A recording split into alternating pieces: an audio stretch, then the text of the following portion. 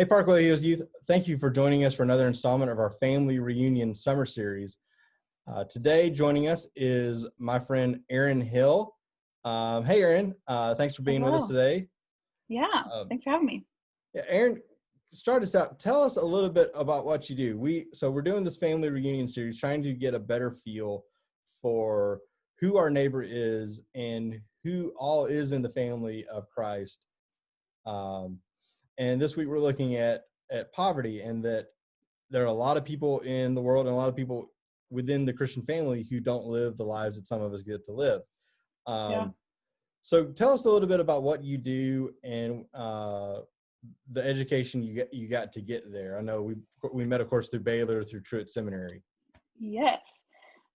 So first, I'm a congregational social worker, which is something that I did not know existed until like 4 or 5 years ago. And so basically, I'm a licensed social worker, got my master's of social work at Baylor, but then also got my master of divinity at Truett Seminary at Baylor. So I work with congregations around it's really issues that like everyone comes across in their life, because congregations are filled with human beings that are experiencing real things, like trauma, mental health, addiction, systemic oppression, things like that. And ministers have a lot of education and a lot of training, but it's not really in their role to take on like counseling or things like that. And so as a congregational social worker, for me and my role, I work at the Center for Church and Community Impact, and that's through the School of Social Work at Baylor. And we're a research center, but we also work a lot with resourcing pastors. A lot of my role is training pastors, specifically around trauma and mental health. And so just talking, getting to know pastors and church leaders and saying, okay, this is how you might make your congregation trauma sensitive, because a large percentage of people have experienced trauma. And this is when, you need to refer to a licensed counselor and kind of stay in your lane as a pastor, things like that. And then we're also doing a lot of research with congregations and how they interact with the community outside of their church walls, but then also the community within the congregation as well. So just looking at real issues with real people, and kind of studying those and studying the impact that congregations have. So the dual degree was like a perfect blend of those two things. So I have all the social work skills that allow me to kind of look at the systems and look how we can positively influence them. But then I have the theological training as well to be able to walk into a church congregation and feel comfortable and kind of know the world of congregations as well. And that's wonderful. I'm glad that even back in seminary, before I got into full-time ministry, I was appreciative of that, because I always remember those times where a bunch of us theological types would just get really excited about, like, yeah, we should help the poor. And yeah, this stuff's really important. And look what Jesus said. And inevitably one of the dual degree students would be in class and would basically respond with, okay, so what now? Yeah. And it's really nice to have that conversation, because my education kind of stops at, well, we should do this because of who we are called to be as Christians. Right. Now, how to go about that is something that I can draw on some of my own experiences from, but beyond that, I have no formal training in about what the best way to do that is, which leads me to my next question. Our group is really interested and motivated to continue some of the service we've done in the past and expand on that, particularly in the light of our current situation, where we as a church have been really blessed. We haven't had a lot of cases. We've had minimal job loss. We're in a community that's very blessed financially, but we're close to several communities where that's not the case. What would you tell my students about some best practices and best approaches to start helping those around us in like proper Jackson and here in Madison County as well, where there's some poverty just outside of the city limits? Yeah, for that, I think the most important thing is true and genuine relationships. And so I think churches traditionally have a model of okay, we're gonna take a VBS to like the neighborhood that is traditionally poor, and because of things like systemic oppression, systemic racism, those communities are also usually people of color. And so we're going to take our VBS in there. We're going to get to know them for a week. We're going to leave. We'll see them next summer when we do our VBS next year. And that's just not, like, research has shown that that's not the most effective model. It's also not the most honoring model of the people that we're working with. And so for me, I think we kind of deal with this model called the accompaniment model. And it's basically just, in life, everyone needs someone to accompany them, regardless of if you're rich or poor, if you are white or a person of color, you know, regardless of any parts of your identity, at some point in our life, we're gonna need someone to accompany us and walk alongside us through a season, through a certain situation, or just because we're human beings and we're made to be in life with other human beings. And so this model is it's kind of a mix of like, it looks a little bit like mentorship as well, but without the power dynamic. And so it's partnering someone with someone else to just walk along life with them. And so for some things, we also use this model whenever I worked with homeless and unaccompanied youth. And so you learn from each other about what life looks like for the other person, and things like, for me, if I was going to work and my car didn't start, I could have a list of 15 people I could call to give me a ride to work. Well, someone that is living in poverty, if their car doesn't work, they might not have people to call because they are also at work, because they have to be at work in order to pay their bills. They can't take time off like we could. And so they don't go to work. They try to call in, but because of the nature of their job, they now lose their job. Because they lost their job, they can't pay their bills. Because they can't pay their bills, they get evicted. And such a small thing escalates so quickly for people that are living in poverty. And so with the accompaniment model, it's kind of partnering someone there to say, okay, if you get into a situation, you can call, sorry, my cat is being a brat. You can call this person and they'll kind of talk it through you, talk through options, things like that. And that is a long-term relationship that you are being in true community with someone. And it's shown to then, if, because you have a relationship with someone and you know that someone is there supporting you, it has a lot better outcomes, instead of just like, here's $100 to pay your utility bill and that's all. And so this focuses on relationships rather than just kind of the savior complex of like, here's some money, good luck. And also I look at things through like a trauma lens. And so poverty is a form of trauma, especially generational poverty. And so healthy, constant relationships can also heal the brain from the trauma that someone has experienced. And so trauma like kind of rewires the brain, and healthy relationships can help rewire it back to what your brain should look like, if that makes sense. I think it's also important to remember that we cannot empower someone else. And so I think the like traditional and kind of go-to mentality about poverty is like, well, they just need someone to empower them, or like they need to be empowered to go do this. And it's like, well, it's not really honoring of someone. It's kind of erasing all of the situations like systemic oppression, you know, underemployment, things like that are keeping them in poverty. And we cannot be the ones to empower someone for someone to leave that situation or get out of that situation, because we are not their savior.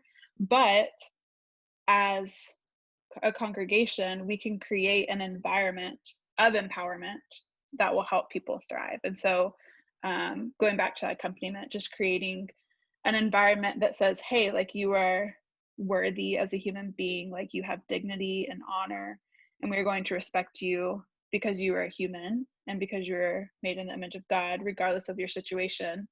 And we're going to walk alongside you through life, regardless of what that looks like, rather than just kind of trying to throw resources at you, if that makes sense. That really does. Which leads me to the other thing I definitely wanted to ask about. So with, again, the theme being family reunion, one of the things we really kind of try to talk about and think through is that there's no such thing as being a default Christian. There is no vanilla flavor, and everything else is extra. A couple of weeks ago, when we looked at global Christianity, I showed them that graph of the entire world as 100 Christians, and noted to them some racial and geopolitical issues. But we also did briefly note that the majority of the world's Christians are in poverty. And so I think Christ has called us to be there for anybody who's struggling in situations like this. But particularly one of the things that I worry about, and I've caught myself doing, is thinking about poverty as something that is over there, in some other community or some other place, and also as a mission field and a task. What would you say to my students about, some of these issues are really gigantic and huge that you just talked about, are really good for me to hear. But a lot of that's going to come on me and staff and other people planning good things for them to help out with. But the thing is, though, they have a daily life where they're going to be going to school, they're going to be around friends, they're going to be part of this church, another church when they move, hopefully, and go to college or their career or wherever. What would you say to them about just how to be a good, welcoming sibling in Christ to somebody who is in a different socioeconomic situation to them? Yeah, that's a good question. And I think it's hard whenever that's not next door to you all the time. And I think a lot of that is just kind of challenging our mindset. Like whenever we think of something, think, okay, why do I think that way? Like, why do I assume, like, why don't we ever do like summer VBS in like a really rich neighborhood? Why do we automatically go and assume that the VBS needs to happen in a predominantly poor neighborhood? Like, why is that difference there? Or whenever I see someone that is poor, or I'm in like have a friendship with someone that's poor or someone like that, like there are narratives in our head, whether we want to admit it or not, about other people, regardless of if they are in poverty or not. We have narratives in our head about other human beings.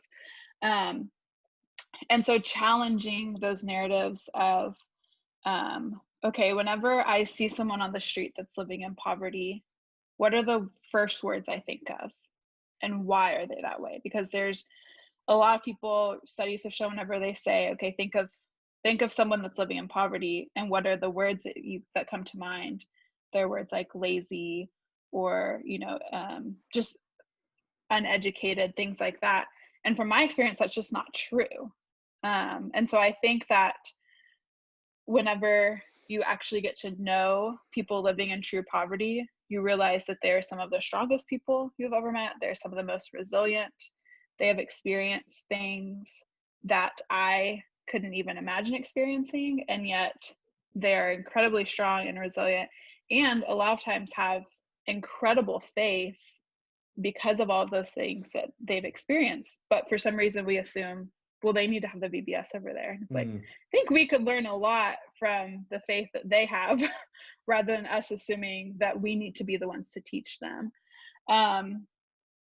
And so going back to your question, I veered a little bit, but that was good. I think also just being very aware of power dynamics. So even the like, how can we be welcoming of them, or like how can we invite them in?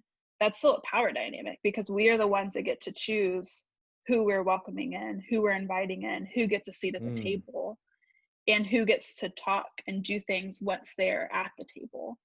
And so just being aware of, I think a lot of it is like, even before we get to actions of working with people in poverty and getting to know them, that we have to back way up and look at our own biases, our own awareness, our own just kind of narrative that's going on in our head about that population group before we even start working with them. Because if we don't, then we get into some situations that we could really offend or damage a relationship with another person. And this is one of my pet peeves, but we also can never be a voice for the voiceless, because no one is voiceless. There are things that have taken their voice away. And so I think our job as Christians especially is to hear those voices that are there, whether we want to listen to them or not, and do our best to give them a platform and to amplify those voices, because we can learn a lot from people living in poverty about the world and how the world works. I'm looking forward to talking about this with my students. I think this is really challenging and really helpful. I know I want to honor your time and honor theirs, so I'm going to go ahead and let you go. But again, Erin, thank you so much for being with us for this conversation. Youth, make sure to join us Sunday night at 7 p.m. as we talk about this via Zoom. Bye, everybody. Bye.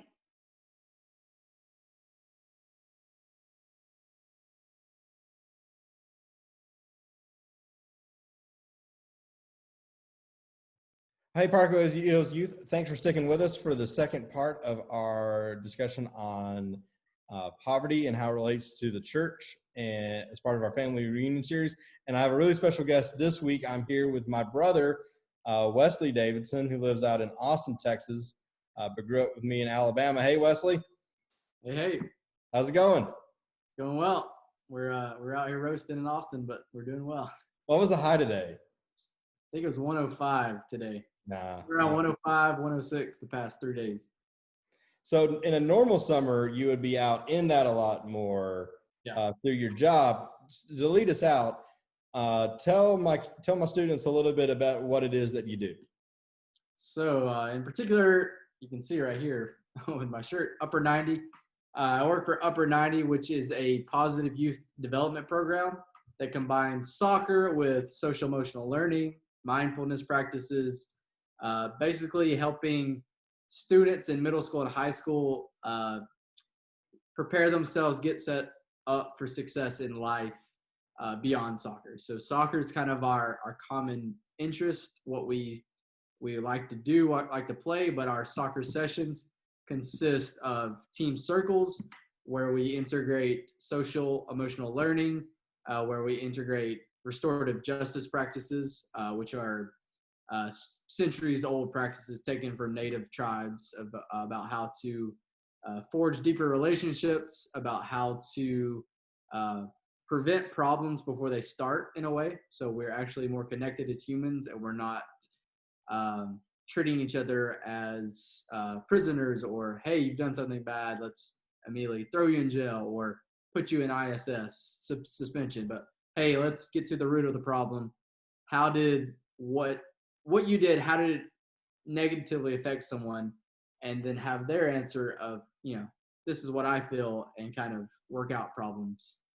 So that's kind of a big component of our program for Upper 90. And it's my understanding from talking to you and also just perusing the website and following all of y'all on Twitter, that this is principally tried to reach out to lower socioeconomic class populations within the Austin area. Would you say that's accurate? And can you say a little bit about that? Yeah, totally accurate. So Austin is, by everything I've learned for years now, geographically one of the most segregated cities in the country. There's literally a highway that goes through Austin, I-35. East of 35 is what was segregated by law. People of color lived on the east side of 35. Affluent white people lived on the west side. Those laws are not in place anymore, but the same effects remain. So we serve East Austin, which is still primarily low income. It's where most of the Hispanic population is. It's where most of our African American population is in Austin. There's only about 8% African American population, which is pretty low compared to other places in the South where I'm from in Alabama, but the vast majority of that population lives on the east side. So yeah, we currently program in schools only on the east side of I-35. Gotcha. So with that programming, is this more of a like a special event, kind of standalone thing, or is this, do you do a lot more kind of like routine with the same students, the same youth over and over again? For us, it's all about routine. It's all about establishing deep relationships. The original school we started at as a program, before I was even involved, I'm the head coach at now. We have the same relationship for 3 years now with many of the same students. Sure, some have come and gone. There's some faces that we reach out to and we wish we'd see that were a part of our program 2 years ago, but we still have those same relationships. So for us, it's all about investing long-term in people's lives. Often it's people who I and others, people who have had less opportunities than us, given their background, their economic status, their family life, all these different factors that are at play. So yeah, for us, it's all about maintaining relationships, year-long programming, no matter when it is, summer, spring, if there's school in or school out, we are making connections with our students. We're making connections with their families. Just for example, this summer with everything going on with COVID, we've made connections with all of our families, finding out, do they need better internet access for their students? Do they need computers or tablets? Do students need a soccer ball? And that's something that I and others can really take for granted. Just a soccer ball, right? Everybody's got one, or you can just go buy one at Academy.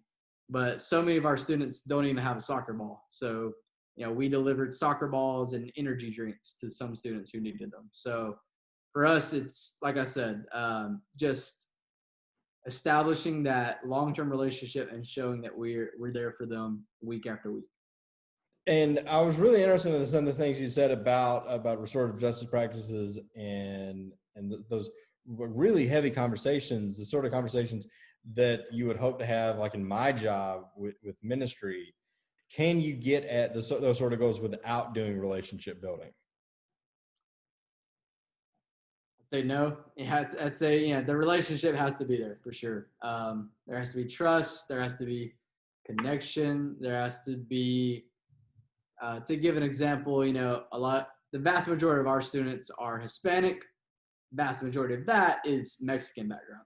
So, even part of building those relationships is, investing and showing that you know about their culture, showing that you care about the music, the food that comes from their cultural background, not just going in with, I don't know, a complete lack of understanding of where they're coming from. So it's the intentionality, it's the knowledge. Hey, I'm going to actually, pay attention to how these people live. How's it the same as me? How's it different?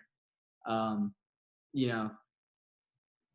say the relationships are so important, but in a nutshell, that's, to use the phrase that's often thrown around, reaching across the aisle, So if you were to work with someone from a different background once or 20 times or 50 times, at the very least, it's being willing to reach across that aisle to try to understand what they've gone through in life. How is it different from you?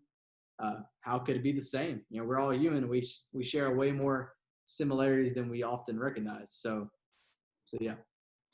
And the great thing about this interview is I can make some assumptions. I won't even call them assumptions about how you grew up, because I literally grew up like across the hallway from you. Yeah.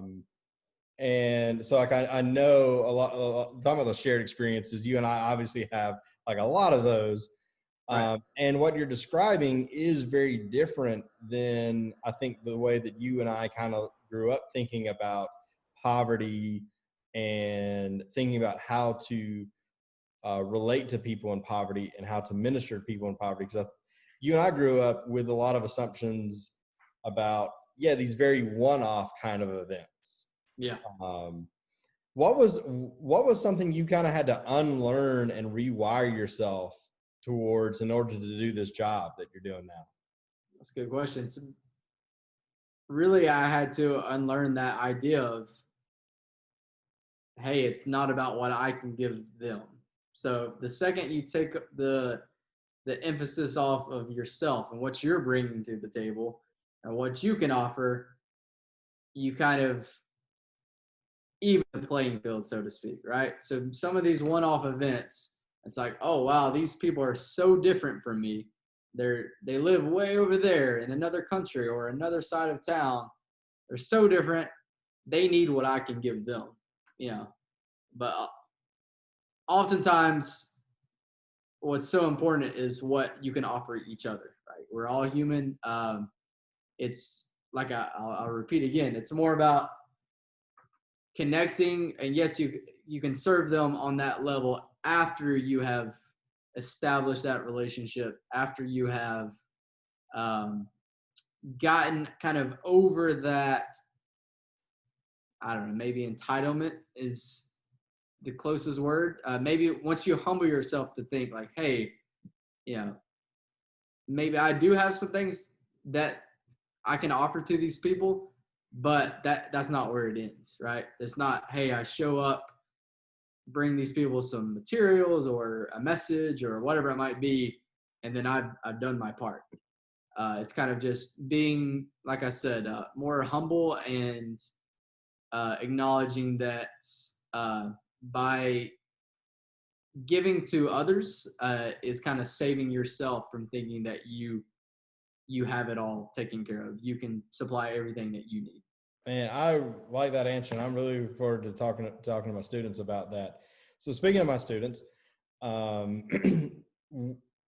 we live in an area that there are exceptions, of course, and school districts do some weird things every now and again, but we're in an area that overall is pretty financially fortunate. There are exceptions to that within the school districts that they go to, and then just beyond that, there are some areas of some pretty significant poverty here in town, here in our county, in the next county over in like city limits, Jackson. And then ultimately we would like to be more involved in those areas and some further away areas. Like hopefully when COVID's over, I'll get to take them to Waco, like I was planning on doing, to learn from some of the minds there on poverty relief in Waco. What advice would you give my students about how to begin forming relationships with people regardless of socioeconomic status in a way that honors them and actually builds a healthy relationship and doesn't build a paternalistic kind of relationship like you were describing? So yeah, I think the first thing I'd start out with is kind of what I just hinted at previously is coming in and expressing a genuine curiosity about where they come from in life. So, making connection with someone that coming in has a dramatically different background from you on an economic level, cultural, whatever it may be. It may sound cheesy, it may sound silly, but kind of doing your homework to say, you know what, the way I live my life is not the standard. It's not the normal. Other people live completely different kinds of lives, and I'd like to know a little bit more about what who these people are. What's their race, what's their nationality, whether they've immigrated to the U.S., what kind of economic background they come from. I think the next thing is just finding creative ways to be welcoming and be supportive of things they're interested in.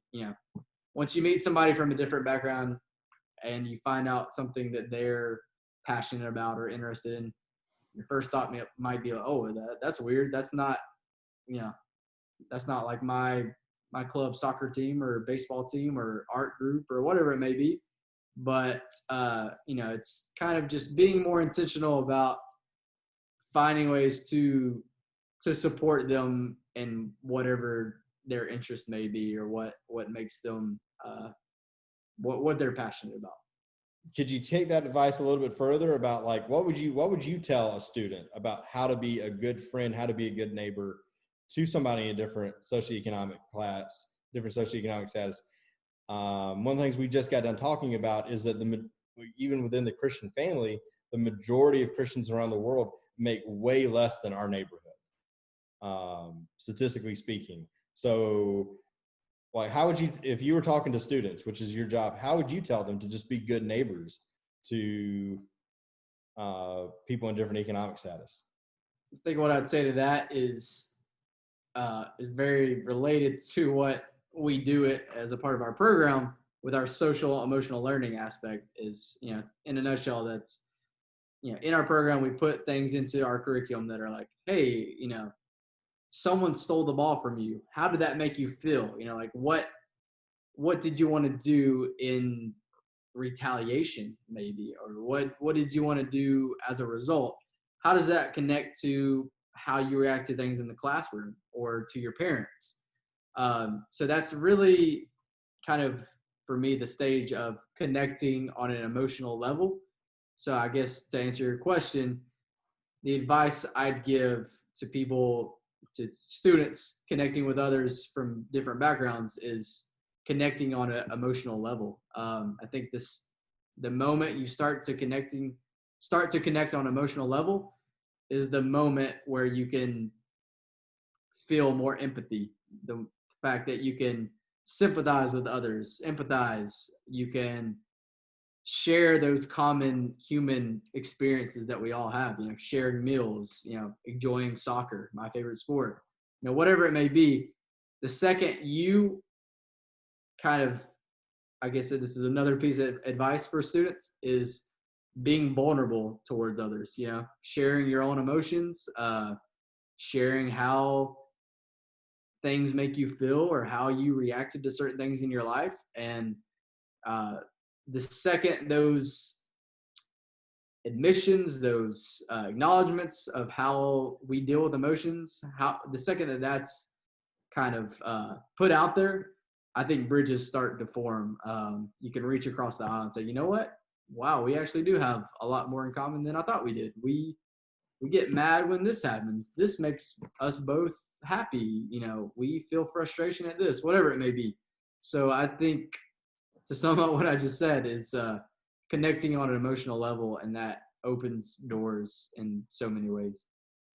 And I like that you included that sense of joy. I think that we don't savor some things quite enough. And so for my last question, I want to drill in on that a little bit and just ask, because with your interview and with the other interview we're doing this week, we have had to deconstruct a lot of stuff, and deconstruction is difficult and can be scary.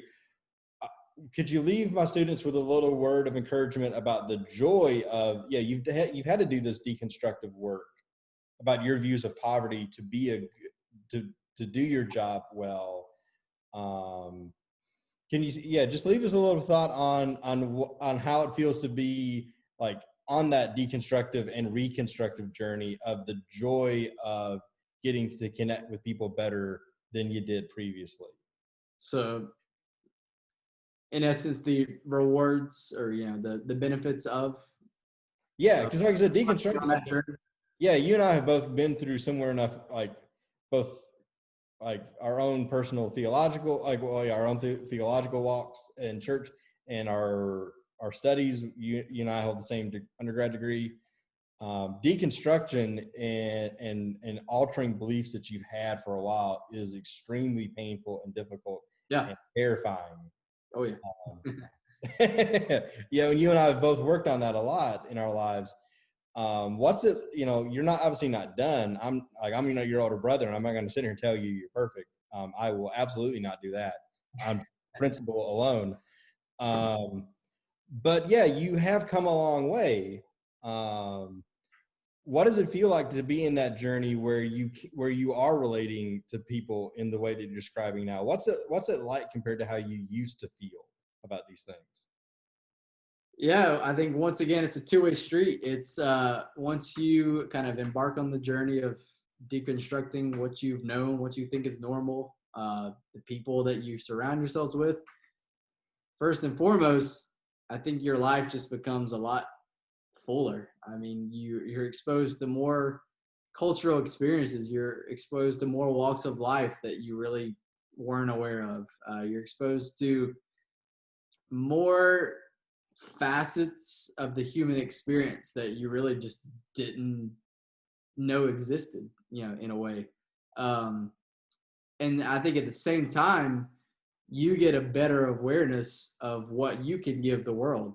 If you're living in a bubble where it seems like everyone's the same, everyone's wears the same things, believes the same things, you can easily get to a point where you feel like you don't have anything to offer, right? So, if everyone kind of walks the same walk you do, what's any different about you? So I think the second that you kind of deconstruct and kind of embark on the journey of resituating the world and what you think is normal, you immediately begin to think, okay, we do have differences, we do have similarities, and there's beauty in both of those things. I can find out more about what people can offer me, and I can be more aware of what I can offer the world based on my own unique experience and walk of life. It's literally my job and my background and training to think about those things. And I never really thought about it that way before. I thought about getting outside of your bubble to realize what other people have to offer, but I never really thought about the flip side of being able to realize like who are you by virtue of experiencing these other things, and what can you contribute positively into that. That's really beautiful. Yeah, that's something that I think become more aware of in my own job. So just to share a brief example, we have two head coaches as a part of our program. It's me and a guy named Pepe Erin Hill. He's Mexican American. His parents are Mexican, and so he moved from California to Austin. He finished high school in East Austin, and then he went on to play college soccer. So he's this great, just amazing role model that mostly the kids we serve, can see themselves in, right? So they see awesome coach, he's fun, played college soccer, Mexican American, came from the same area of town he did. Wow, that dude's awesome. And he is awesome. So I can easily think, oh wow, like, dang it, what do I have to offer? Like he's the perfect dude for the job. He's serving these kids in such an amazing way. And that's totally true. Like it's so important for them to have representation, for them to have a role model to look up to. But at the same time, that doesn't mean it has to diminish what I can bring to the table. It doesn't have to, like, both things can exist at the same time. Like he can be an awesome role model that has brown skin, that speaks Spanish, that grew up in Southeast Austin. And I can be this weirdo from Alabama who came into Austin and, is a great coach and, receives, great feedback, and kids express to me things they learn from me in a different way than they learn from Coach Pepe, So to reiterate that point, it's kind of, once your viewpoint is opened up, you can kind of open up your own lens of what you offer, to the world.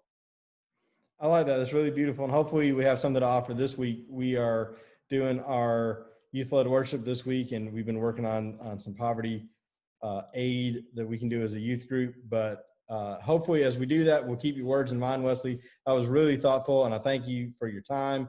Really enjoyed getting to talk to you. Don't forget, Dad's birthday is in a couple of weeks, so go ahead and be planning for that. You got like 2 weeks now? 2.5 tops. It's coming fast. So, but thank you again for joining me, Wesley, and thank you, Parkway Hills Youth, for joining us. I will see you Sunday night at 7 p.m. on Zoom to talk about this. Bye, y'all.